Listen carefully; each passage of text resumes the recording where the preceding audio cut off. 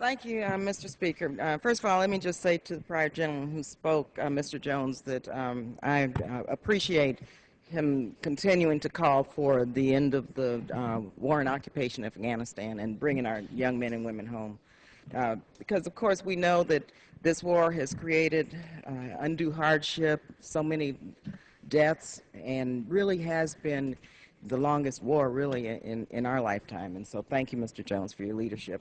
I am the founder of the Congressional Out of Poverty Caucus, and I just have to rise today on behalf of the caucus to continue to talk about the tide of poverty that's sweeping our country.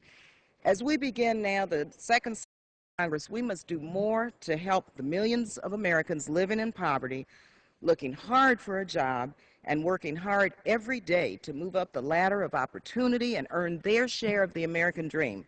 Mr. Speaker, on January 4th, the New York Times reported that economic mobility, the ability to work hard and make your fortune from humble beginnings, which is the fundamental cornerstone of the American dream, that's getting harder and harder to achieve in America. Americans are falling behind and are increasingly cut off from their dreams of having a job and supporting their families. How in the world did this happen? The failed policies of the past administration only helped the richest among us become richer and concentrated greater wealth in the hands of a wealthy few. And today, House Republican leadership has failed to address the needs of most Americans. The only way that our economy can recover and reduce poverty is to create jobs and to expand access to the economic opportunities. We find that the lack of opportunity and economic mobility is worse at the bottom, and without a real commitment to change, it will only get worse. The Republican-led Congress has been too beholden to their extremist Tea Party base to reach the necessary compromises to move our nation forward and to begin the hard work of rebuilding and growing our economy for all Americans.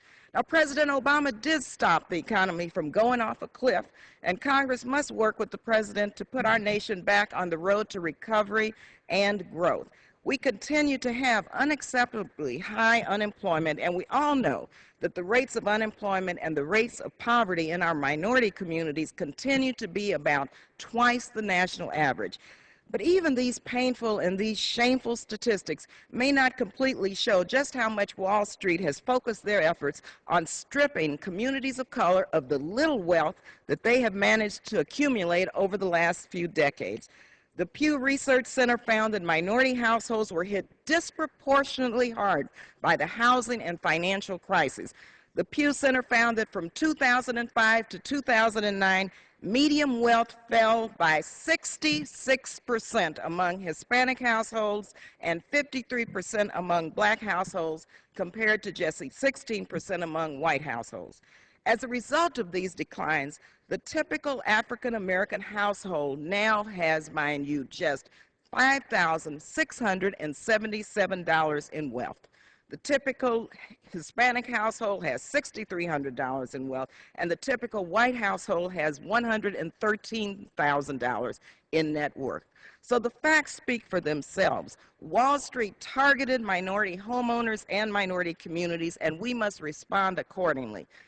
It is long past time that we as a nation enact bold programs and policies that ensure that we are a nation that truly does provide equal opportunity and access to the American dream, rather than allowing, for example, minorities to be targeted for policies and programs that undermine their ability to achieve the American dream. We must begin immediately to have an up or down vote on a clean bill that extends vital emergency unemployment benefits for the 99 weeks for the millions of job seekers who continue to struggle to find a job and are no longer eligible for unemployment compensation. Mr. Speaker, the majority of Americans who are struggling to find a job now are already no longer getting unemployment benefits due to the 99-week wall. But people want to work. There are 4 people, however, looking for 1 job, and that is a fact. So we need to pass H.R. 3638, the Restore the American Dream Act, for the 99%, a package of job creation measures and policy reforms introduced by the Congressional Progressive Caucus. This bill would significantly boost employment and create jobs in the short term and improve the fiscal outlook in the long term. It's the right thing to do. Instead, this Tea Party-led Congress has wasted an entire year without any jobs bills, without extending any new help to the millions of Americans in need.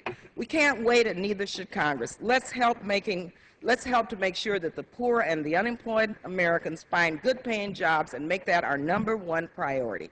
We must remove these obstacles to reignite the American dream.